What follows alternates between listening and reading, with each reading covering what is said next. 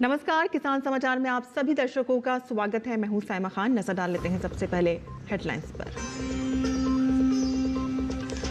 आज किसान दिवस पर पूर्व प्रधानमंत्री चौधरी चरण सिंह को पीएम मोदी ने दी श्रद्धांजलि। वीडियो शेयर करते हुए कहा कि राष्ट्र निर्माण में उनके योगदान को कभी नहीं भूलेगा देश।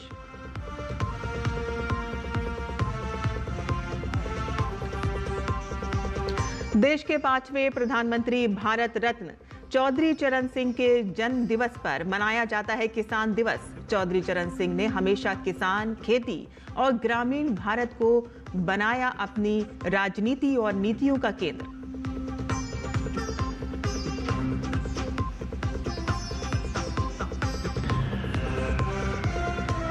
केंद्रीय कृषि मंत्री शिवराज सिंह चौहान से भोपाल में रोजगार सहायकों ने की मुलाकात। केंद्रीय मंत्री ने कहा कि अब 100 के बजाय 125 दिन रोजगार की दी गई है कानूनी गारंटी। रोजगार सहायकों ने प्रशासनिक व्यय 6% से बढ़ाकर 9% करने पर जताया आभार।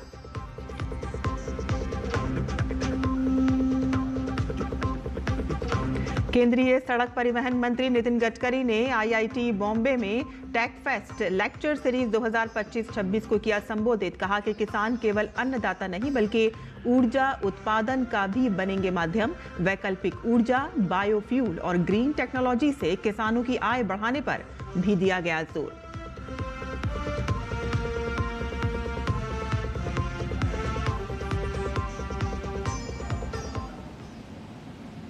समाचार विस्तार से। भारत रत्न पूर्व प्रधानमंत्री चौधरी चरण सिंह की आज जयंती है। किसानों के मसीहा कहलाने वाले चौधरी चरण सिंह ने किसानों के लिए कई अतुलनीय कार्य किए। आज उनकी जयंती को देश किसान दिवस के रूप में मना रहा है। प्रधानमंत्री नरेंद्र मोदी ने आज इस अवसर पर चौधरी चरण सिंह के लिए अपने विचार रखे हैं। सोशल मीडिया एक्स पर पीएम ने लिखा कि उन्होंने समाज के वंचित वर्गों के कल्याण के साथ साथ कृषि की प्रगति और किसानों की समृद्धि के लिए अपना जीवन समर्पित कर दिया। राष्ट्र निर्माण में उनके योगदान को कृतज्ञ राष्ट्र कभी भुला नहीं सकता।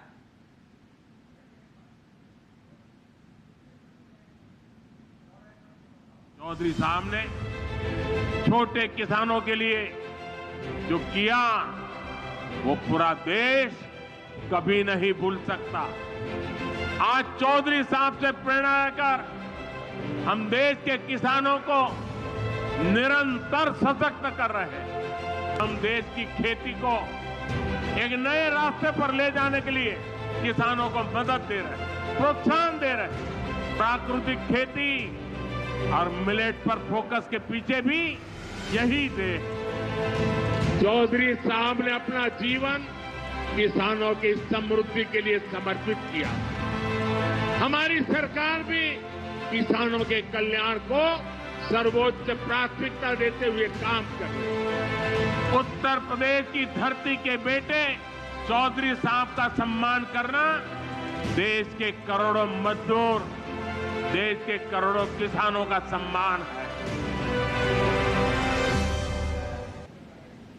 और आज राष्ट्रीय किसान दिवस है और देश के 5वें प्रधानमंत्री भारत रत्न चौधरी चरण सिंह के जन्म दिवस पर किसान दिवस मनाया जाता है, जिन्होंने किसान, खेती और ग्रामीण भारत को हमेशा अपनी राजनीति और नीतियों के केंद्र में रखा है। पेश है हमारे सहयोगी शमीम अख्तर की ये खास रिपोर्ट। किसानों के हक, किसानों की जमीन और उनकी आवाज़ के लिए जीवन भर काम करने वाले किसानों के मसीहा हमारे पूर्व प्रधानमंत्री चौधरी चरण सिंह को आज पूरा देश नमन कर रहा है। उनकी नीतियां और उनके विचार आज भी भारतीय कृषि व्यवस्था के लिए रीढ़ माने जाते हैं। कहते हैं कि असली भारत गांव में बसता है और देश की खुशहाली का रास्ता खेत खलिहानों से होकर गुजरता है, जहां किसानों की अथक मेहनत, समर्पण और त्याग राष्ट्र की समृद्धि की कहानी लिखते हैं। यही वजह है कि देश के विकास और अर्थव्यवस्था में किसानों के योगदान को सम्मान देने और जागरूकता फैलाने के उद्देश्य से हर साल 23 दिसंबर को देश के 5वें प्रधानमंत्री चौधरी चरण सिंह के जन्म दिवस पर राष्ट्रीय किसान दिवस मनाया जाता है। सच्चा भारत अपने गांव में बसता है और जब किसान की दशा सुधरेगी तब देश सुधरेगा, जैसे नारा देने वाले चौधरी चरण सिंह ऐसे जननेता थे जिन्होंने देश की संसद में किसानों के लिए आवाज बुलंद की थी। उत्तर प्रदेश के हापुड़ जिले में 23 दिसंबर 1902 को जन्मे चौधरी चरण सिंह का प्रधानमंत्री कार्यकाल भले ही लंबा नहीं रहा, लेकिन किसानों के उत्थान के लिए उनके प्रयास ऐतिहासिक रहे। 28 जुलाई 1979 से 14 जनवरी 1980 तक प्रधानमंत्री रहते हुए उन्होंने कृषि और ग्रामीण भारत को नीति निर्माण के केंद्र में रखा। उनके कार्यकाल में प्रस्तुत 1979 का बजट किसानों की जरूरतों को ध्यान में रखकर तैयार किया गया था। सहकारों के चंगुल से किसानों को राहत दिलाने के लिए उन्होंने ऋण मोचन विधेयक 1939 को आकार देने में अहम भूमिका निभाई। इसके साथ ही भूमि जोत अधिनियम 1960 के जरिए भूमि की अधिकतम सीमा तय करने और जमीन के समान वितरण का रास्ता खोला। चौधरी चरण सिंह ने जमींदारी उन्मूलन अधिनियम को सख्ती से लागू किया और किसानों के हित में जवाहरलाल नेहरू की सामूहिक भूमि उपयोग नीतियों के खिलाफ भी संघर्ष का नेतृत्व किया। कृषि और किसानों के लिए किए गए उनके योगदान को देखते हुए उन्हें चैंपियन ऑफ इंडियाज पीजेंट्स का उपनाम दिया गया था। दिवंगत चौधरी चरण सिंह जी द्वारा एक जो हमारे क्रांतिकारी परिवर्तन किया गया कि उन्होंने सबसे पहले जमींदारी उन्मूलन का कार्य किया और सहकारिता के क्षेत्र में काफ़ी कार्य किया है। और हमारे बुजुर्ग कहते थे कि उन्होंने एक बार गन्ने के काफ़ी रेट कम हो गए तो किसानों को ये कहा था कि भी गन्ना जो है केवल गन्ना ही मत बोइए और भी चीज़ भी है। आज के जो कृषि विविधीकरण की तरफ हम जा रहे हैं कि हमारी भारत सरकार और जोर दे रही है, तो उस समय तर्कसंगत बहता है। तो उनके जो है दूरगामी विचारों का हम किसान भाई सभी अनुसरण करें। किसानों के उत्थान और कृषि विकास के लिए केंद्र सरकार लगातार प्रयास कर रही है। पीएम किसान सम्मान निधि, प्रधानमंत्री कृषि सिंचाई योजना, प्रधानमंत्री फसल बीमा योजना, राष्ट्रीय कृषि विकास योजना और राष्ट्रीय सतत कृषि मिशन जैसी योजनाएं इसके उदाहरण हैं। इसके साथ ही सरकार ने 2014 के बाद से बजट आवंटन में भी उल्लेखनीय वृद्धि की है। वित्तीय वर्ष 2013-14 में कृषि एवं किसान कल्याण विभाग का बजट जहां 21,933.50 करोड़ रुपए था, वहीं 2025-26 के लिए इसे 1,27,290.16 करोड़ रुपए तक पहुंचा दिया गया। ये अभूतपूर्व वृद्धि कृषि क्षेत्र को प्राथमिकता देने, किसानों के सामने आने वाली चुनौतियों का समाधान करने और सतत विकास सुनिश्चित करने की दिशा में सरकार की दृढ़ प्रतिबद्धता को दर्शाती है। राष्ट्रीय किसान दिवस सिर्फ एक तारीख नहीं बल्कि उस विचारधारा की याद है जिसमें किसान को देश की सबसे बड़ी ताकत माना गया। चौधरी चरण सिंह का एक ही सपना था, खुशहाल किसान, समृद्ध गांव और मजबूत भारत। राष्ट्रीय किसान दिवस हमें याद दिलाता है कि अगर किसान खुशहाल होगा तो हमारा देश मजबूत होगा। कैमरा पर्सन राजिंदर के साथ किसान समाचार के लिए मैं शमीम अख्तर, नोएडा। और राष्ट्रीय किसान दिवस पर देश भर के किसानों ने किसानों के मसीहा भारत रत्न चौधरी चरण सिंह को याद किया।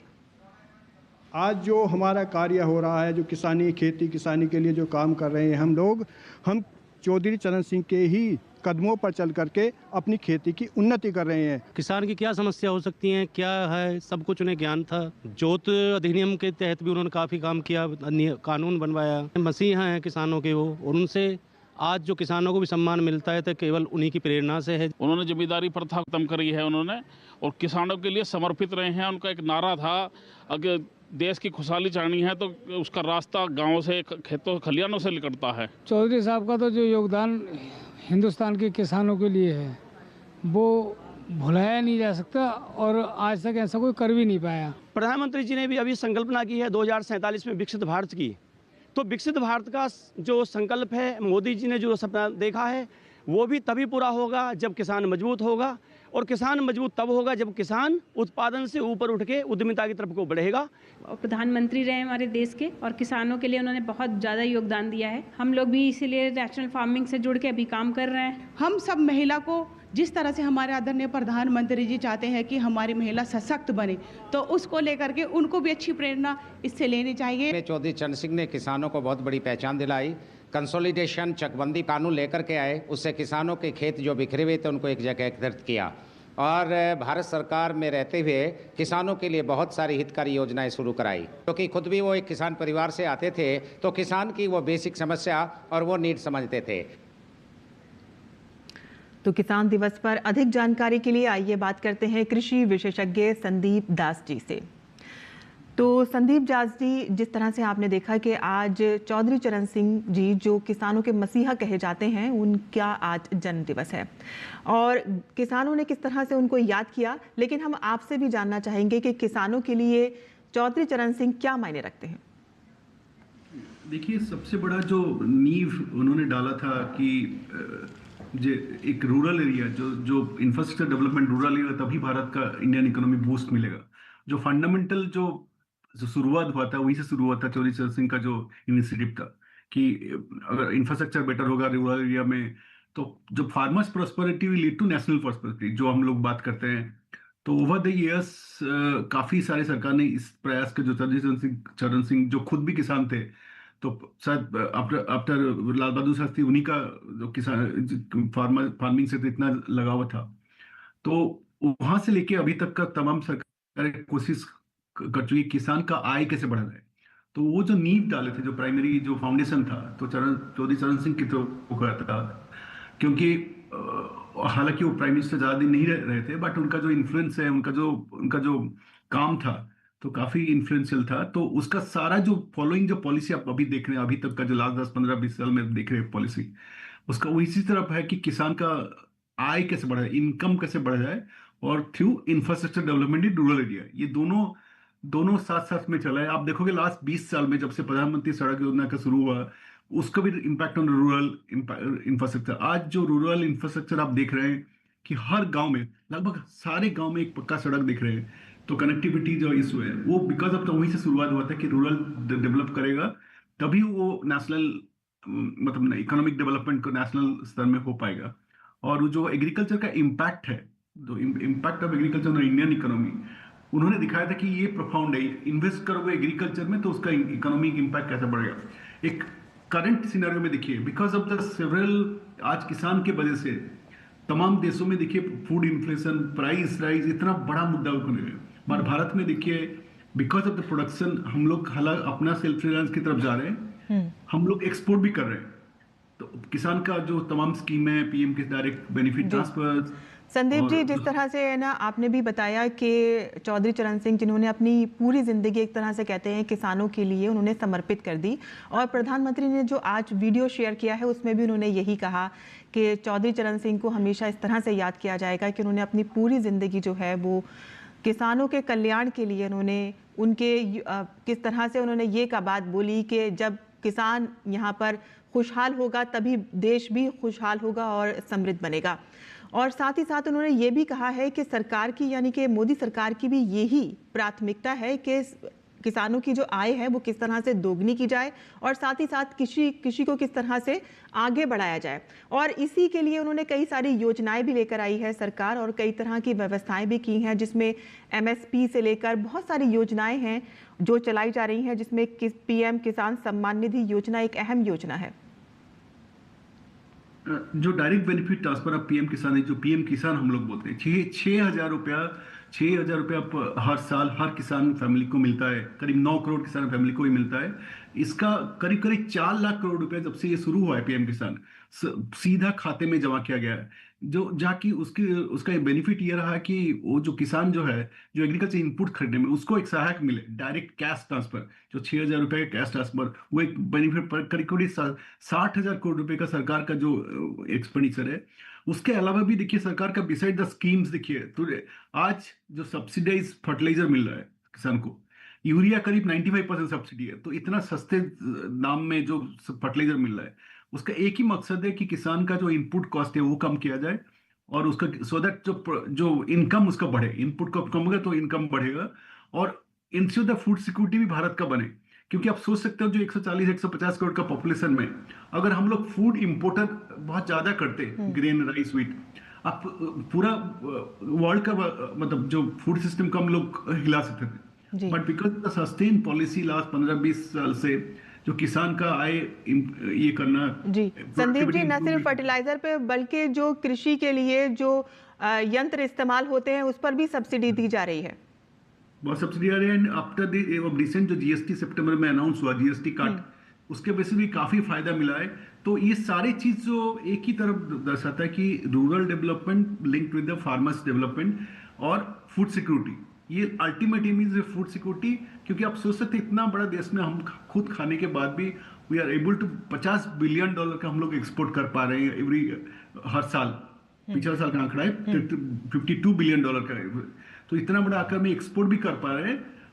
अभी को कुछ सारे चीजें चाहिए है, पल्सेस और ऑयल सीड में थोड़ा सा आत्मनिर्भर बनना है, बट सोच सकते हैं मतलब जस्ट हाइपोथेटिकल बने अगर ये सारे सरकार के प्रयास और हमारा किसान का मेहनत नहीं रहता, अगर इंपोर्ट कम कर सकते तो कितना अर्थव्यवस्था का हालत क्या होता जी। खास तौर पे जो एमएसपी की उनकी जो मांग थी लगातार किसानों की, उस पे भी उन्होंने वृद्धि की गई है। हमने देखा है कि किसानों के जो एमएसपी है उसमें धान में 3% बढ़ाया गया है और साथ ही साथ जो दालें हैं और तिलहनों के लिए तो उन्होंने 100% तक की खरीद की घोषणा कर दी है। तो इन कदमों से किसानों को किस तरह से लाभ पहुंच रहा है? जब एस्योर्ड प्रोक्योरमेंट स्टार्ट होता है कि किसान जानता है कि ये प्रोक्योरमेंट का, क्योंकि हम वो जो पल्सेस के बारे में एस्योर्ड प्रोक्योरमेंट और हर मसूर जो दाल हम इंपोर्ट करते हैं उसको बढ़ा देने के लिए किसान को एस्योर्ड प्रोक्योरमेंट अनाउंस किया गया अभी। तो दैट मीन्स किसान उसको उगाएगा तो सरकार एमएसपी में खरीद लेगी, तो जो मार्केट मिला भारत को, तो ये भी एक प्रयास कदम है कि भारत को सेल्फ सफिशिएंट पूरा बनना है। Oil seed and edible oil, ये दोनों चीज हम लोग इंपोर्ट करते हैं, जो कुकिंग ऑयल और पल्सेस, और कोई हम लोग लार्ज कोई इंपोर्ट नहीं होता है, वो सेल्फ सफिशिएंट है। तो उसी दिशा से अभी कदम है, जो एमएसपी एक प्रावधान है कि बायबैक अरेंजमेंट के साथ वो पल्सेस का जो सेल्फ सफिशिएंट का जो लक्ष्य है 2031-32 तक सेल्फ सफिशिएंट मिलना है, तो उसी तरफ काम चल रहा है। ये एमएसपी इंक्रीज उसी का पार्ट है। तो एक प्रयास रहा है कि अब कैसे अगले 3 से 4 साल के अंदर इंडिया एक सेल्फ सफिशिएंट इकोनॉमी बने, self sufficient in all food grains mostly largely. तो ये वो भी किसान का इनकम पे भी इम्प्रूव करेगा और भी फायदा बूस्ट करेगा। ऑल्सो जो लार्जर फूड सिक्योरिटी का रोल है, किसान का जो रोल है, जो 14 करोड़ किसान का फैमिली है भारत में, तो उसको भी और भी आगे की तरफ ले जाएगा। अच्छा संदीप जी, एक चीज़ और मैं आपसे कहूंगी कि प्रधानमंत्री ने जो वीडियो में प्राकृतिक खेती पे उनका बहुत ज़्यादा जोर रहा है, और आप जिस तरह से इंपोर्ट एक्सपोर्ट की बात कर रहे हैं, एक्सपोर्ट में हम देखते हैं ज़्यादातर ऑर्गेनिक चीज़ों की बहुत ज़्यादा मांग रहती है और वो बिकती भी अच्छी है, उनकी कीमत भी बहुत ज़्यादा अच्छी होती है।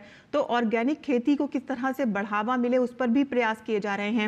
जैसे बहुत सारी चीज़ें हैं, मिट्टी के लिए सॉइल हेल्थ कार्ड बनाया गया है ताकि उनकी जो मिट्टी की गुणवत्ता है, उत्पादन की जो क्षमता है वो बढ़ाई जा सके, और साथ ही साथ नेचुरल फार्मिंग के लिए बहुत सारी चीज़ें की जा रही हैं ताकि रासायनिक खादों का कम इस्तेमाल हो और इनको और ज़्यादा उनकी जो मांग है वो बढ़े बाजार में। एक लास्ट 15-20 साल में एक चीज हुआ है कि करीब जो जैसे जैसे हमारा इनकम लेवल बढ़ा है भारत में, तो demand for the quality food, जो ऑर्गेनिक फूड और जो क्वालिटी फूड है, जो लेस पेस्टिसाइड रेसिड्यूज उसमें है, वो बढ़ा है, और एक उसका एक्सपोर्ट मांग भी बढ़ा है। तो उसको देखते हुए और हमारा जो सॉइल हेल्थ का थोड़ा सा जो इश्यूज बन रहा है because of the excessive urea use, उसको देखते हुए सरकार का फोकस है एक मिशन मोड में इन लोग नेचुरल फार्मिंग को बढ़ावा दे रहे हैं कि soil is the heart of the agriculture. जो सॉइल नहीं रहेगा तो और कुछ नहीं मिलेगा। तो सॉइल को देखते हुए तो उसमें 2 फायदे हैं, सॉइल इंप्रूवमेंट होता है थ्रू नेचुरल फार्मिंग जो इंग्रेडिएंट्स है। अच्छा संदीप जी, इसमें हम देख रहे हैं कि नए नए तरह के यंत्र भी खेती किसानी के अंदर इस्तेमाल किए जा रही हैं, नई नई तकनीकें भी इस्तेमाल की जा रही हैं, जैसे ड्रोन से छिड़काव हो रहा है और डिजिटल खेती की तरफ भी लोग बहुत ज़्यादा प्रोत्साहित कर रहे हैं। हमारे कृषि मंत्री ने एक विजन रखा है लैब टू लैंड, यानी कि जिस तरह से उसमें नई नई तकनीकें जो हैं वो लैब में मतलब देखी जाएँ कि मिट्टी की उर्वरक क्या है, गुणवत्ता क्या है, उसके आधार पर वहाँ पे खेती की जाए, नई नई किस्में तैयार की जाएं। इस तरह की भी बातें और ज़्यादा सामने आ रही है। एक तरह से कृषि को एक बड़ा विजन के तौर पर भारत सरकार जो है वो लेके चल रही है। एक कैंपेन शुरू किया गया पिछला खरीफ सीजन में शुरू किया कि सारे जो साइंटिस्ट है Indian council of agriculture research के, जो 3000 से ऊपर साइंटिस्ट, 3-4 हजार साइंटिस्ट ऊपर से वहाँ जाके किसान से बैठकर कौन सा फसल लेना है, किस तरह की फसल लेना है, वो सब डिस्कस हो रहा है। जो लैब से लैंड, बेसिकली ये लैब जो टेक्नोलॉजी है, जो वैरायटी है, वो लैब में रह रहा है, वो लैंड वहाँ तक पहुँचे, फील्ड तक पहुँचे, उसका तमाम उसमें प्रयास हो रहा है कि कैसे सॉइल इम्प्रूवमेंट हो, बेटर वैरायटी किसान को मिले, टाइमली मिले, पैसा मिले, वो उसमें सारा चीज़ मिल रहा है। और कौन सा किसान क्या फसल उगा सकता है depending on the soil condition, उसका इम्प्रूवमेंट इन सॉइल कंडीशन, उसके ऊपर भी बहुत सॉइल हेल्थ कार्ड की काम हो रहा है। तो एक फोकस रहा है कि खेती का इम्प्रूवमेंट हो, खेती किसान एक सस्टेनेबल एग्रीकल्चर जो वर्ड हम लोग यूज करते हैं सस्टेनेबल वो बने कि आगे का पीढ़ी भी उस सॉइल के जी बिल्कुल एक उत्पादक नहीं बल्कि उद्यमी बने। जी जी जी संदीप जी, हमारे पास वक्त की बहुत ज़्यादा कमी है और बहुत बहुत हम आपका शुक्रिया अदा करेंगे जो आप हमारे साथ जुड़े और हम इतने सारे बातें आपने हमसे साझा की हैं। Thank you. आगे बढ़ते हैं जहां उत्तर प्रदेश के मुख्यमंत्री योगी आदित्यनाथ ने आज किसान दिवस के अवसर पर लखनऊ में कार्यक्रम में कहा है कि देश में धान, गेहूं, सरसों, ज्वार, बाजरा, मक्का सबके उत्पादन में वृद्धि हुई है।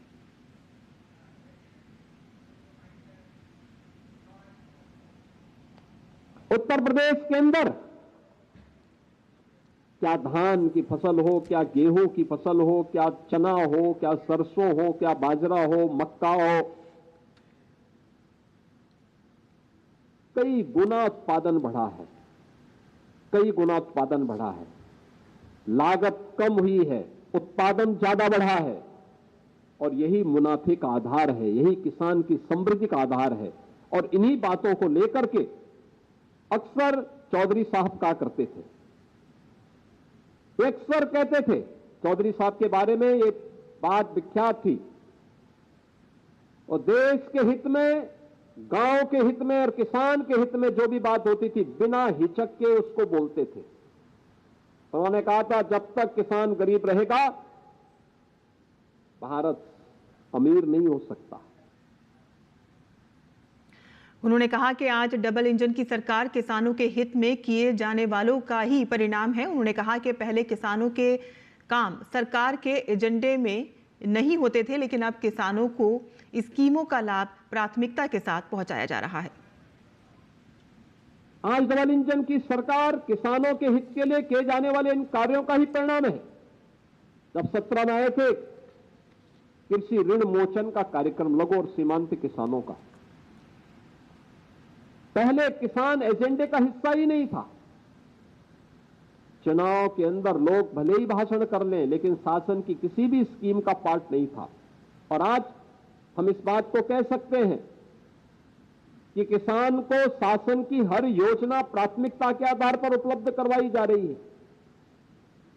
आज बिचौलिया अन्नदाता किसान की फसल का दाम नहीं तय करता है, अब किसान अपनी फसल का दाम तय करता है और सरकार अगर मार्केट में उसको मिलेगा अच्छा दाम तो मार्केट में बेचेगा, नहीं तो सरकार उसको खरीदने का काम करेगी। और हमारी सरकार सफलतापूर्वक इन कार्यक्रमों को आगे बढ़ाने का काम कर रही है।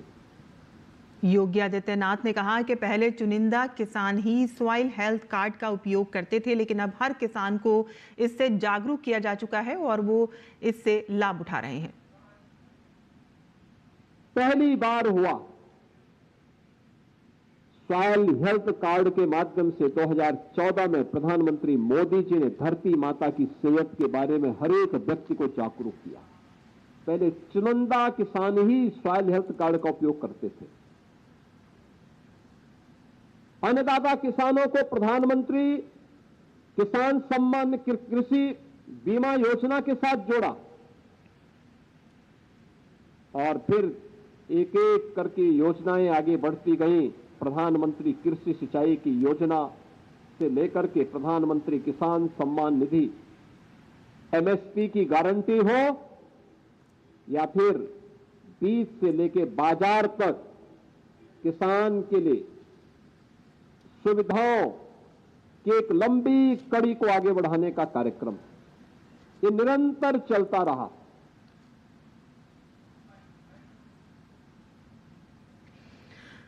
केंद्रीय ग्रामीण विकास मंत्री शिवराज सिंह चौहान ने मध्य प्रदेश के भोपाल में रोजगार सहायकों ने मुलाकात की। अलग अलग राज्यों से आए रोजगार सहायकों ने प्रशासनिक व्यय 6% से बढ़ाकर 9% करने पर आभार जताया और केंद्रीय मंत्री को धन्यवाद दिया। और इस दौरान शिवराज सिंह चौहान ने कहा कि रोजगार सहायकों, पंचायत सचिवों और तकनीकी स्टाफ को समय पर वेतन न मिलना एक बड़ी चिंता थी, जिसे दूर करने के लिए प्रशासनिक व्यय बढ़ाने का महत्वपूर्ण निर्णय लिया गया है। और इसका सीधा लाभ ये होगा कि कुल प्रस्तावित बजट 1,51,282 करोड़ रुपए में से 13,000 करोड़ रुपए से अधिक राशि कर्मचारियों के वेतन और प्रशासनिक जरूरतों के लिए सुरक्षित रहेगी। केंद्रीय मंत्री ने कहा कि मनरेगा के तहत 100 के बजाय अब 125 दिन रोजगार की कानूनी गारंटी दी गई है और खेती के पीक सीजन में राज्य 60 दिन तक मजदूरों को कृषि कार्य में लगा सकेंगे ताकि किसानों को श्रमिक ना मिलने की समस्या ना हो। मजदूरी 15 दिन में भुगतान होगी वरना अतिरिक्त राशि मिलेगी। कटाई बुआई के समय मजदूरों की उपलब्धता सुनिश्चित कर किसानों की मदद की जाएगी और मौजूदा मजदूरी दरें बरकरार रहेंगी। हर साल बढ़ोतरी होगी। श्री शिवराज सिंह चौहान ने कहा है कि पुरानी कमियों को दूर कर VBG रामजी योजना को अधिक व्यवहारिक और प्रभावी बनाने का प्रयास किया गया है। एक ऐतिहासिक योजना बनी है और एक ऐतिहासिक विधेयक पारित होकर अधिनियम बन गया है। विकसित भारत जी राम जी। और मैं आप सबको ये आग्रह करना चाहता हूं कि कुछ लोग भ्रम फैलाने की कोशिश कर रहे हैं। हम सारी बात ठीक समझें और लोगों को समझाएं। सबसे पहली चीज, 100 दिन अब तक रोजगार मिलता था मनरेगा। विकसित भारत जी राम जी योजना में अब मिलेगा 125 दिन रोजगार की गारंटी। केंद्रीय सड़क परिवहन मंत्री नितिन गडकरी ने कहा कि भविष्य में किसान केवल अन्नदाता नहीं बल्कि ऊर्जा उत्पादन का भी माध्यम बनेंगे और जिससे ग्रामीण क्षेत्रों में रोजगार के अवसर बढ़ेंगे। IIT बॉम्बे में टेक फेस्ट लेक्चर सीरीज 2025-26 को संबोधित करते हुए गडकरी ने कहा कि अनुसंधान, नवाचार और तकनीकी विकास देश को आत्मनिर्भर और समृद्ध बनाने के लिए जरूरी है। उन्होंने वैकल्पिक ऊर्जा, बायोफ्यूल और ग्रीन टेक्नोलॉजी के जरिए किसानों की आय बढ़ाने और ग्रामीण अर्थव्यवस्था को मजबूत बनाने पर भी जोर दिया।